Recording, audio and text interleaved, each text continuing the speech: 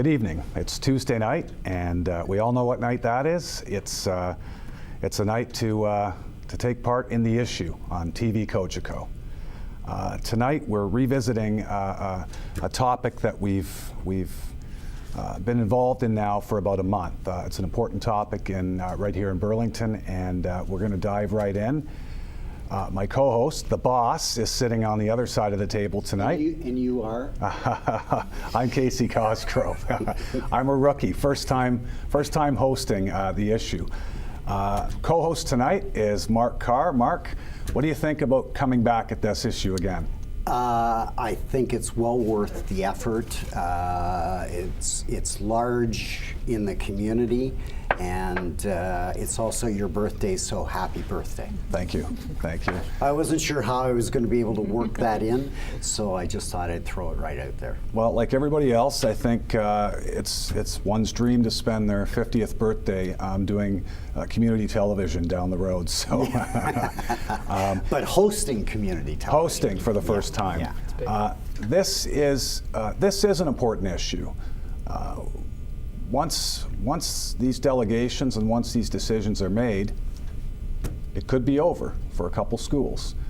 So tonight, we wanted to invite a couple of guests before I talk to our viewers about how they can get in touch with us. I wanted to invite Rory Nissan, who is an advocate for Lester B. Pearson, who was a delegate last night on the first series of delegations. Thanks for being here, Rory. Thanks, Casey. And Denise Davey, who has been working tirelessly for Robert Bateman High School, formerly Lord Elgin, for the older viewers out there, and also a journalist. So thank you for being here tonight. Thanks for having me. So, Mark. Well, first of all, I'd like to know how you guys felt about the delegations last night. Casey, you were a delegate as well, but first of all, what did you think of the process that was that you followed last night? Yeah.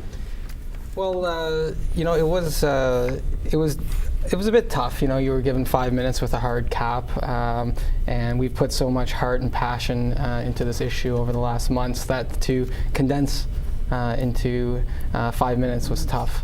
And then we also had to be ready to take questions from the trustees as well.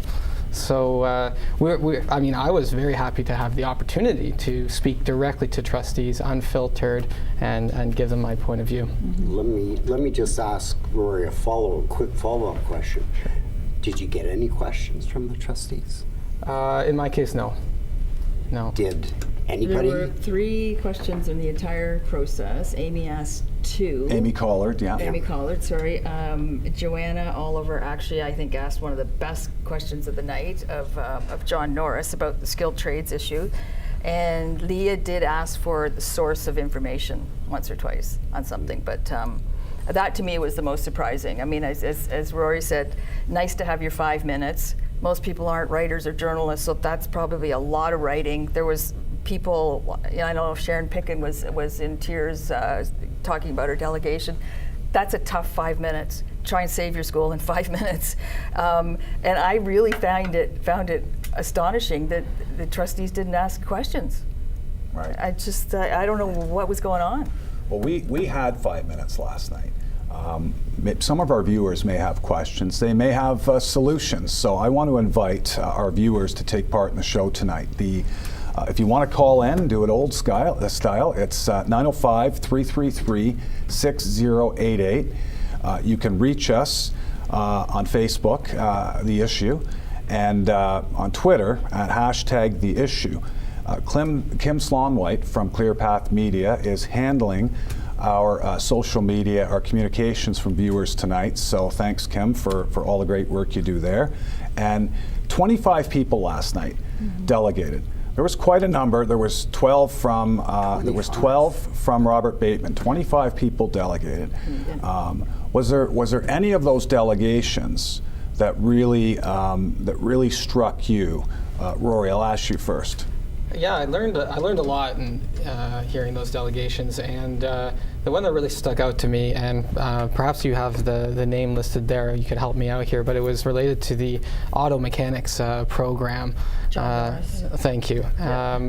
So John's intervention really shed some light on the truly incredible auto mechanics program that they have at Bateman, and the difficulties that they would encounter should they try to move it. Yeah. And the truth is, you can't easily move these this massive machinery. Yeah. And the truth is, you can't easily move these students either. Just as costly and difficult as it is to move these big pieces of machine, Yeah. it will be to move the students as well. Right. So he made some really good points. Well, they can move Some of it, not all of it. Not all of it. And the cost, my understanding, the cost is about $12 million. $12 million to build a new wing at Nelson. Okay. I might add, probably segregated wing. And I think they estimated $2 million for extra costs or something, but in terms of the lost dollars in that building, and that was one of John's concerns. And John actually was in on the ground level of developing Bateman skilled trades facilities, the entire thing. I mean, he went door to door and got companies, I think Lincoln Welding or something, to donate hundreds and thousands of dollars to that to the facilities. And in the last 12 years, a lot of those things have been upgraded, including a $57,000 air exhaust system that was put in 6 months ago or something that can't be moved. And Mark, you might find this interesting. At the end of his delegation, or near the end, he indicated that if they were to close Robert Bateman, he wanted his donations back, which I think, was very Really very interesting. interesting. Yeah. So Can I just add one thing about that? Of course. He described it as a nationally renowned facility. Right. He said people are actually, the person he had with him was a former student who's now working at Tesla, and he actually moved from Hamilton in grade 10, 11 or something to be part of the program. Like the value of I think that was really what set people on their heads. But that value is not tied to any piece of equipment or any geographic location. It's tied to the education that they right, got. and he talked about- and that education is transferable to other schools. Well, first off, why move it when you've got really a perfect facility? And number two, he talked about the shortage of skilled trades. 50,000 workers, I think, that are that they can't fill the jobs for. I think it's auto body painting, and there's no word that they are actually going to move the auto body painting system and facility there. That looks like that might be lost. Was there a specific delegation that spoke to you? Well, I agree with Rory. John was out there, but I mean, I was really touched by Carla, because she had her daughter Zoe there speaking about autism, and she leaned into the microphone and said, "Listen, some of these kids, transitioning them will lose a week, a month, a year of school. Like, we cannot do this." And who was that? That was a Carla. parent. Autism Ontario. She had her daughter there, yeah. who is going to Bateman. It's autistic, yes. And it was, as expected. It was powerful to see, Emotional, yeah. both from not just from Bateman, but from Pearson, hearing stories and so. So let me play the role of Mark for a second, though, because of course, any school named for closure is going to, when given the opportunity, be able to talk about the great things that they do, and that goes for every high school in Burlington. Your two schools are the ones that just happen to be in the target sites right now. So I just the process overall. I know a lot of us have not been very pleased with the process, but other than the process, is there anything else about sort of what you've gone through? I know you've put a lot of work in it that really disappoints you. You've contacted Queen's Park. You've what's the part of all of this that has you? That has you really scratching your head. Actually, I wouldn't even know where to start from that. I know one thing that infuriates me is that when you do talk to MPPs, City Council, I delegated twice there. I've talked to people, senior policy advisor at Mitzi Hunter's office. I've called Kathleen Wade. what infuriates me is when people go, it's always an emotional issue to lose your school. And I said, let me stop you there. That's not only patronizing, it's offensive, because we're not just like self-entitled parents saying, don't close my school, my kid deserves to go there. This process to close a school should be about architectural surveys, staff reports, the way City Council would do it. On Actually that, looking at it, yeah. but this is just like fly-by-night, change the rules, everything. Okay, It's just, I want to show. Oh, sorry, I want to show a clip here. We Okay. had some clips, but you made a point. I think that one of there was 3 different clips I'm hoping to show from the delegations last night for those of you that weren't able to see them. So I just want to bring up this first clip, and then we'll talk about it afterwards. Starting out with a long list of closure options, but just one recommended option means the playing field is not level right from the beginning. It took a number of meetings, but the PAR members finally understood near the end that they were not fighting each other for the right to keep their own school open. Rather, they were fighting a process introduced with incomplete and inaccurate data that changed more than once, and a process that was designed to divide and conquer rather than proceed with logical and reasonable discussion leading to consensus. So Rory, what do you think of the points made? That was Gary Scobie who delegated as a community member generally. Yeah, I don't want to speak to the motivations behind the creation of the PAR process in general, but I can see that in this case, there seemed to be a veneer of consultation, but no depth to it. No actually looking into the alternatives in detail. Yeah. No real take up from the board of the ideas of the PAR members, and constantly moving from one issue to another. So it was almost a distraction mechanism from their real goals. And when you look at the preliminary report to the final report, at least as far as Pearson is concerned, not that much changed. They didn't really hear our concerns, and most importantly, they didn't provide a legitimate option for keeping schools open. Do you feel the fact that there were no questions last night? Yeah. Barely Yeah. any. Amy Yeah. Collard was engaged. Yeah. Yeah. Right. Did you feel that does that mean anything? Do you feel like does it make you feel any I certain think way? it certainly means something. Okay. You know, I'm not. I don't want to cast aspersions on the trustees. Perhaps they were not? taking. Why not? They were taking. They were taking all of this in. I believe they were listening. I did receive responses from the trustees after my presentation, so I do think that they were listening. I would have liked to have more opportunity for interaction. Sometimes there's no questions. It means you did a great job. That's true, and I think it's worth saying that this is not a pleasant job for these trustees. and a lot of them are new. This is not. This is a tough job. Mark, you jump in. You've been involved in politics. You're a, kind of a fixture for the last 75 or 80 years in the community. Listen, nobody likes this process, Mark. But You know something? You got to take the good with the bad, and you got to take the bad with the good. And if you aren't willing to do that, you shouldn't be a trustee. You shouldn't run in politics. The trustee's job is to ensure that all kids in Halton receive the best education possible.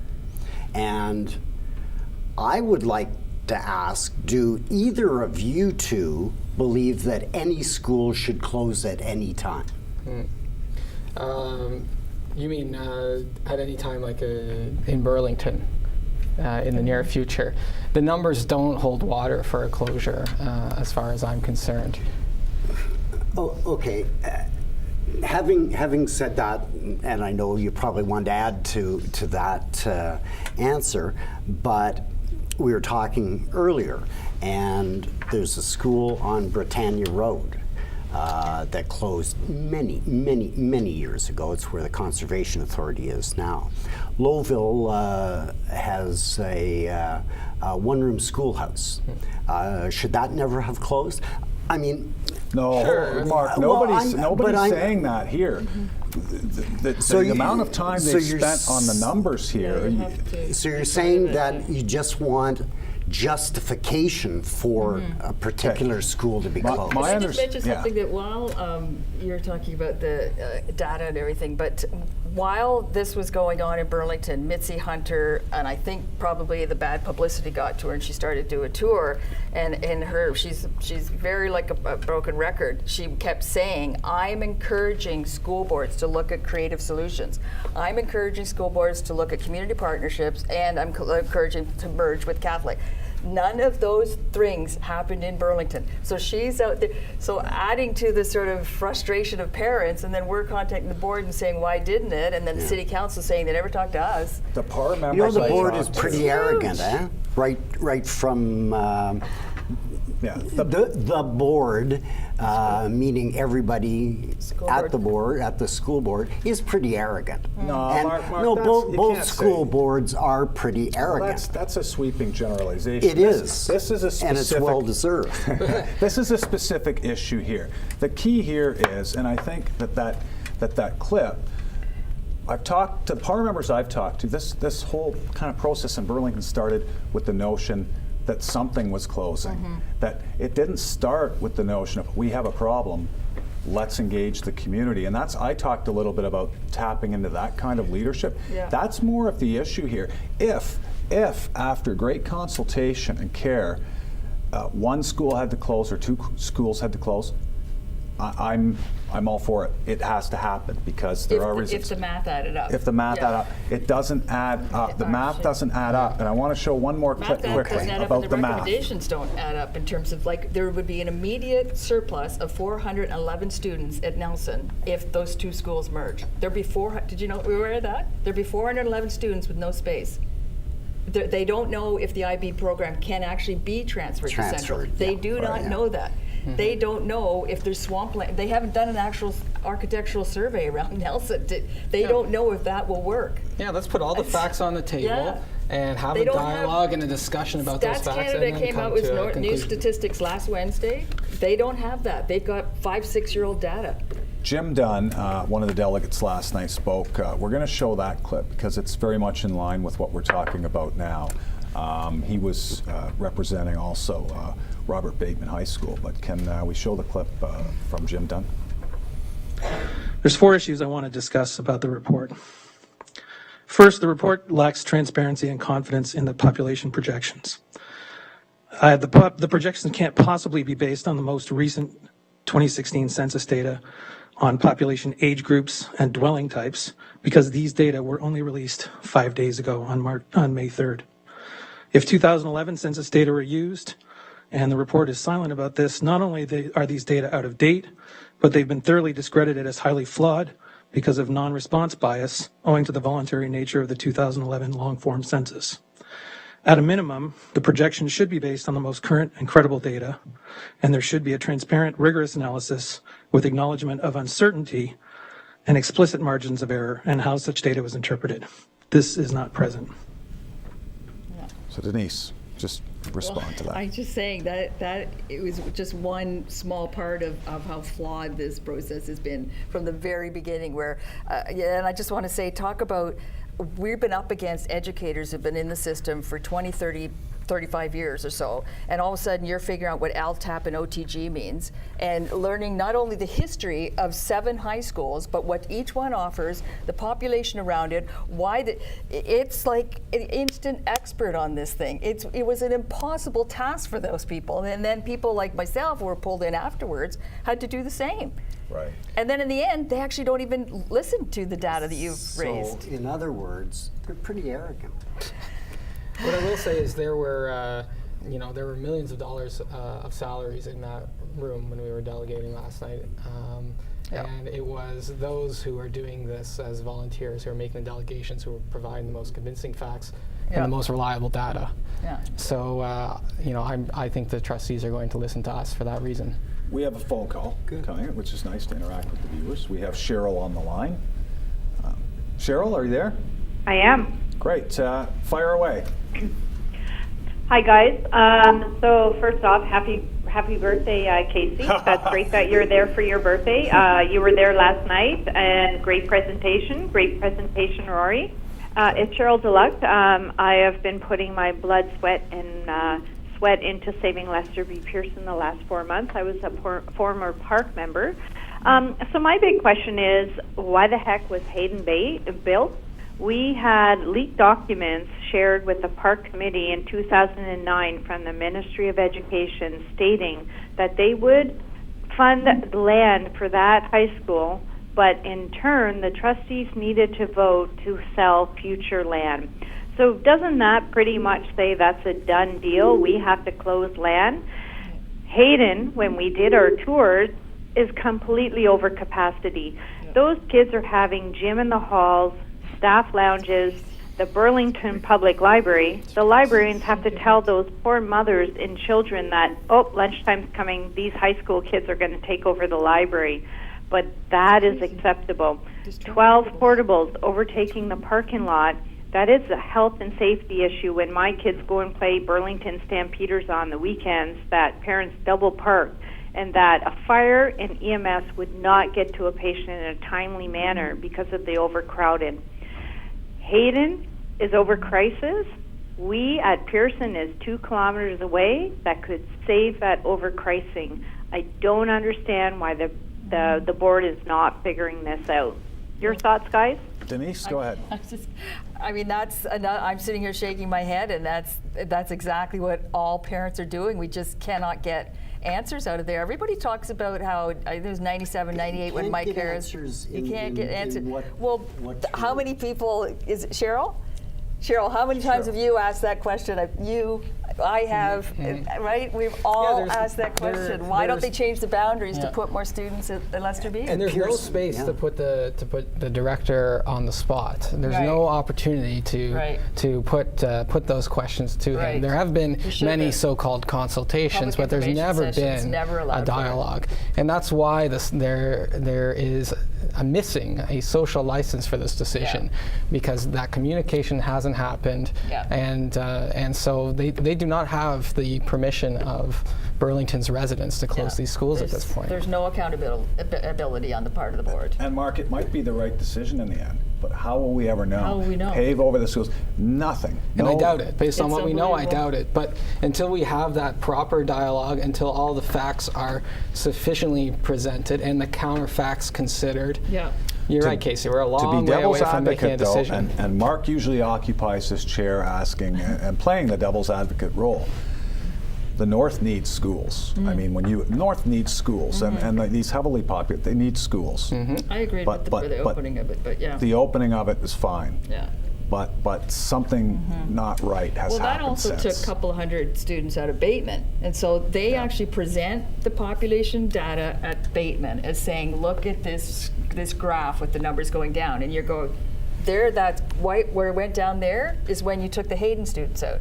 So you can't blame that on population decline. Like, there's not a population decline. Same thing happened with Pearson. Real estate, exact same thing. They took our feeder schools away, gave them to Hayden, completely blew the predictions for Hayden's size. Also blew the predictions about what Pearson would be.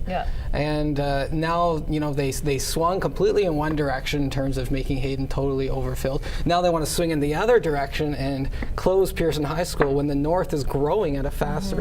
I mean, this would be, I think, the first school board to close a school in a neighborhood that's growing. That's a unique situation they put themselves in. Who else should be involved? Mark, what do you think about the city's involvement? I know you haven't been there for all the specifics, but what should the city's involvement be in a board of education? Hands off, more involved? I'm curious about your opinion on that. Well, if the municipal government were given any authority, and that's part of the problem. They haven't got any authority until there's a closure, and then the city has to react to it, city and or region. So that's a difficulty with the legislation that doesn't require the school boards to be having any discussions with anybody, including the city, who could maybe repurpose the school or a portion of the school and retain its geographic location and architecture. There's nothing. So I think you have to get the Eleanor McMahon and she's in cabinet, and she should be down at Queen's Park advocating for the kind of changes that we need. There's another wrinkle in the process, is that for the first time in, is it 72 years that we have a Liberal MPP? She's playing for the same team as Mitzi. So there has not been a lot of help on that side. I even went so far as to phone Sam Oosteroff the other day because he's actually standing up. He's a 19-year-old kid who's actually really speaking out well on behalf of people. You know, it's a bad day when you're making that call. I'll just tell you that. I would like to see getting back to the original question, Casey. I'd like to see a cooperative effort in potentially closing schools, and the school board to say, okay, City of Burlington, come on in, let's talk about this. Catholic board, come on in. Is there any way that we can maintain this school without the closure? None of that's been looked at. Yeah, when the city comes in, when you start thinking about community and consequences for the community, and that's where I would love to hear City Hall speak out more, is to say, okay, if Pearson closes, if Bateman closes, what will that mean for residents of Burlington? Right. You know, will that mean more traffic for students going to these mega schools? You know, what would be the consequences of closing the nursery co-op, co-op nursery in They've Pearson? had Marianne Mead Ward on the PAR committee as a representative of the city. Is she not a good representative of the city? She was there strictly as a parent. Oh, as a parent. Of a student. Okay. Yes, there was a city representative, James Ridge, the city planner. Well, but you know, yes, he was there. But this park process has been deeply flawed. So it's not enough. We need more. We need more from the city. If they were speaking out, that would go a long way. We have a call. I want to get just as to say, many we have a viewers as pool we attached to can. Bateman too, and that's. We have a call from Jennifer. Jennifer, are you there? Hi, Casey. Hi. My concern is the comment was made that the trustees are empowered to give the best education for the students possible. So my concern with a composite school such as Bateman, why do they want to close it? Because they're certainly not going to give all the students the same level of education that they would have in another school. So, number one, that's flawed right there. Number two, my husband and I were involved in the formation of Bateman. We were part of the Lord Elgin Parent Council that met with General Brock Parent Council, and there were no other schools wanting to take on this project. Right. When we got together, and we went back to the students, and it was a very long, involved process, and we didn't move forward until everyone was on board. They gave us that time to do it. Right. They're not giving us any time now. 2 years ago, they sped up the process. They had it much longer, and then they realized that a couple of schools were actually winning. So, but I think part of the thing is the funding formula, because that $12 million to build that wing comes from the province. So that's free money to the board. That, it's not free money. It's not. No, I've already absolutely. paid taxes on it's that. still taxpayers' dollars. Yes, Yes, a taxpayer. We like they understand taxpayers that. joining in this conversation. But Jennifer, thank you very much for calling in. We really appreciate that. And your thoughts? You're representing it. Ori, what do you think about Jennifer's comment? I mean, generally what Jennifer's touching on is some very rash decisions being made. You know, it's to close a school is permanent. We will lose that. We will lose that territory in a market like Burlington. So, such a decision. It's like It's like a death sentence. You have to take that. It needs a higher level of evidentiary basis, Right. because what you're came up a doing is a lot last permanent final decision. Put it on hold. Yeah. I mean, Bateman But is, when we don't you have a aren't- community center. We're the only high school area that doesn't have a community center. There isn't a community center set, so that's our community center gone too. And maybe the loss of the pool. They don't know what's going on with the pool. There's a lot of There's a don't lot of knows. don't knows. They don't know what's going to happen to the nursery. They don't know what's going to happen to the pool. YMCA has a daycare at They Bateman. said they were going to look into what they're going Yeah. to do with the nursery. Yeah. This was the final report from the Yeah. director to make a final decision to Can close I the just school. speak to Jennifer's Jennifer's point, yeah. 2 points about the 2 specialty areas? I almost felt like the board wasn't aware of the delegations information they provided last night, because the 2 things that came out were the special ed services. So they have 7 of the 8 pathways for education, which is more than I know any in the city for sure, and possibly the region. White Oaks apparently has 7, but not as in depth. So this may be the most in depth sort of special ed service school in the region. So and it's all the elevator, 9 outdoor ramps, just everything is there for these kids, and they've made the school entirely inclusive. There isn't 1 foot of that school that a disabled student can't access. So number one, there's that. I walked through the skilled trades area, and it is unbelievable with the welding and the people in spec ed have provided avenues for kids who are disabled in wheelchairs to actually take woodworking classes. That's a huge step forward. That I've often said this, and somebody challenged me. That may be one of the best schools in the province that has those kind of facilities for kids. And I feel like we're going back to the 1950s when those were the other kids that deserve second best, and at Bateman they're getting the first best. So why did they target Bateman, Denise? I mean, we want to have the 2 that are in this. Why did they target these 2 schools? What bothers me, I guess, is the lack of foresight of the Board of very Education, short-sighted. because Pearson is the 2nd newest school in Burlington, which quite amazes me Yeah. if they have that long-term Yeah. vision.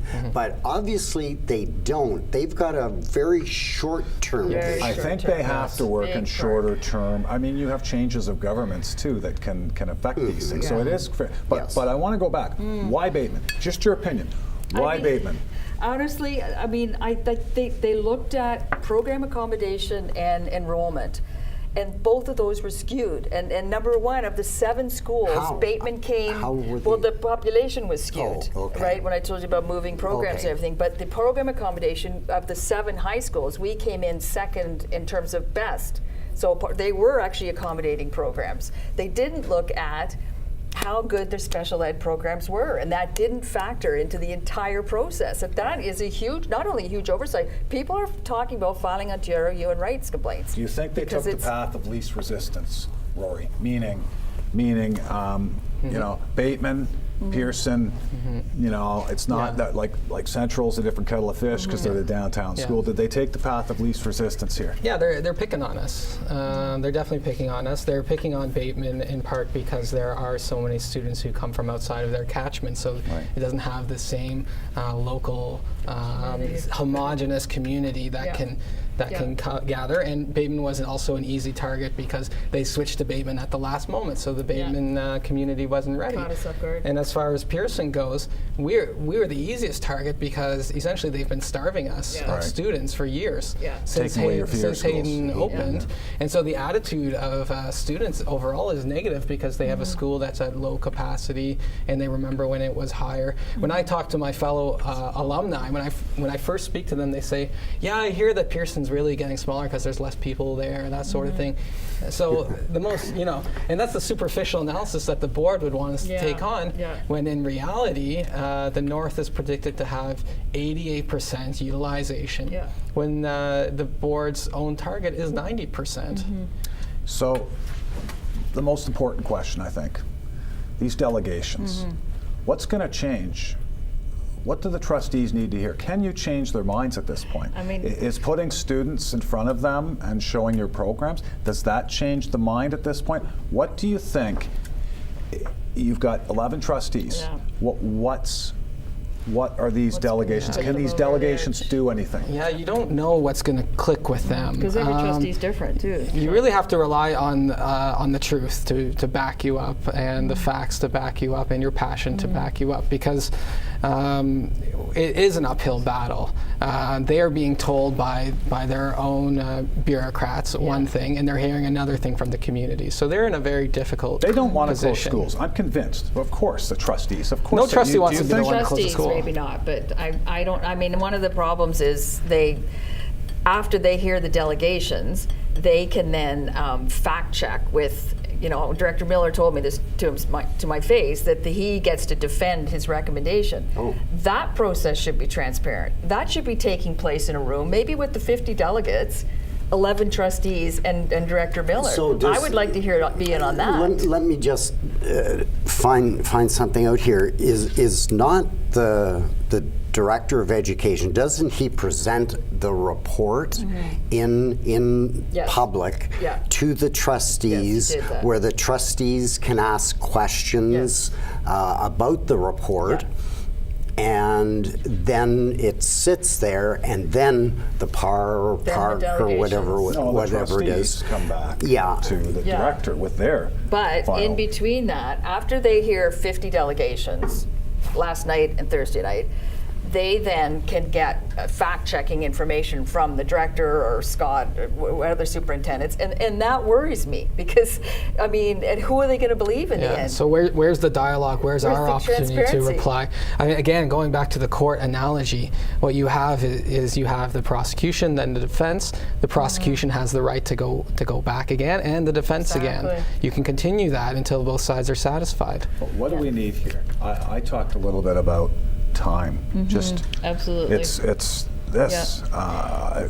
What else do we need? Yeah, I'll tell you one thing I asked for. So I among hundreds of other people, were so unhappy with the public information sessions. When I walked in and saw this room with pieces of paper scotch taped to the side of the wall, and I ask a lot of questions. Remember that I was that going the around. boards of education are not used to going out to the public. It's not like City Hall, who does it on a regular I think they knew basis. exactly what they were But doing. they work with the public every day. Everyone was thinking- the I parents and don't. I students. don't think they work with them. They dictate a City lot council to them. or whatever, any public information session. I'm a journalist for newspapers for 25 years. I've never seen a public information session like that. We were expecting the experts at the front of the room. What I'd like to see Self-serve. now. It's a self-serve. What I'd like to see now is, after this is done, I would like to see Director Miller in the room with the trustees. All delegates have a chance to fire questions at him. And actually, when I found out about the public information, I said to him, would you and Scott not take an hour of your time and visit each of the schools that want to, like just for the parent committees that have been formed? And they said that the optics wouldn't, like whatever excuse it was. But even that part of it was just an answered no. Well, they feel that they know best. I think the best way to speak to the trustees, the best angle is actually the risk angle. Taking a permanent decision is very risky. Taking a decision against the will of your own constituents is extremely risky, and it's going to be nigh on impossible to mitigate those risks. So, and as politicians are very risk averse, as they should be. So I think that may be the best way to speak to them. That, and also the passion that we bring to the table. Bring that again. Yeah. Can I suggest that you start phoning all of the trustees, Oh, that's all, not Mark. just That's been flooded that's- for weeks. That's what people We're have been on it. doing, writing the Okay. ministers, Yeah. writing We're the on it. Eleanor. There hasn't been much of a response. The trustees, No. although, again, I want to be fair here. The trustees have been pretty good at responding back to people. It might not be with what you want, but they have a difficult task ahead. My understanding is that No, I agree with you. one It or is two, difficult. people send emails to 11 of the trustees, and they hear from one or two. Like, to me, just a courtesy thank you. or I something, heard but- that they decided that they wouldn't all respond to a person. So I hope they are reading our emails because, frankly, they're a lot more interesting than the director's final report. Yeah. We don't have a lot of time, but do you think we've been to, and this is something I brought up last night, do you think we've been to, I understand why you two have to be, too school-centric in our approach and our energy that we're putting to this, because that was one of my disappointments out of the delegations last night, that there wasn't as many people coming from, this is my community, this is my neighborhood. That's where you need Don't- the mayor to, to get out. And so that was, for me, a little bit of a shock, and maybe the second group of delegates will, I understand you're the two schools targeted, but wouldn't you love to see this thrown back into, you guys all get in a room. If you come up with a better solution, Yeah. great. But otherwise, Yeah. this is what we're doing. You know, Right. what do you think? What do you think? We got only about 2 minutes. What do you think needs to be done, real quick? It needs to be put on hold. I delegated to City Council twice, and I said we need a suspension of the process in Burlington, and we need to take that to. City Council? I did. I went to City Council and asked them to ask the province if they would suspend the process, and they turned me down. They didn't think that it was their place to get involved. We absolutely need to suspend, as Rory's been saying, and it absolutely true. That school closure is forever. That land will be gone. The southeast end of Burlington will be gutted. Well, That's going to tear the heart out of the community. It depends. Let's be fair. It depends what the city does now, whether that is lost forever, as you say, or whether it is repurposed into parkland and so on. But that comes after the decision to close. Green space is gone in Burlington. That's probably going to be bulldozed for buildings. We'll fight that. Townhouses. We'll fight that battle if we have to. Yeah. You know, I think in, you know, there's a saying that in every crisis there lies opportunity. And you know what? This process did need to happen because Hayden was completely oversubscribed, whereas other schools are undersubscribed. So a process did need to occur. It's really the recommendations that I have an issue with.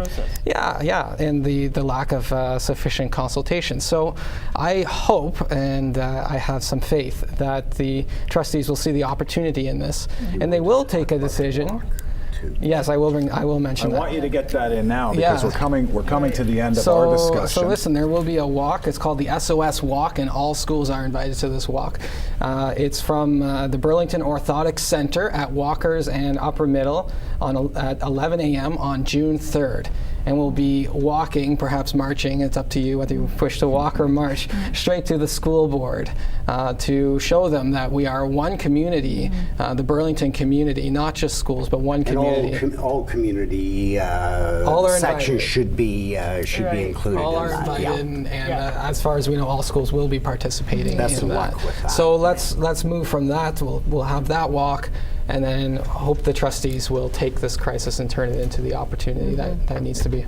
Well, thank you, Rory. Rory Nissan has been a very outspoken, passionate advocate for Lester B. Pearson, been on here twice now, and thank you for coming on the show. Thank you. Denise Davey, Robert Bateman High School, you have been working tirelessly to try and save your school, and it's admirable what both of you are doing.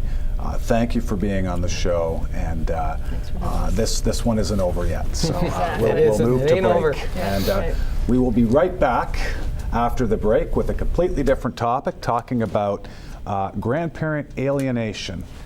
So thank you very much, and we'll head to the break now.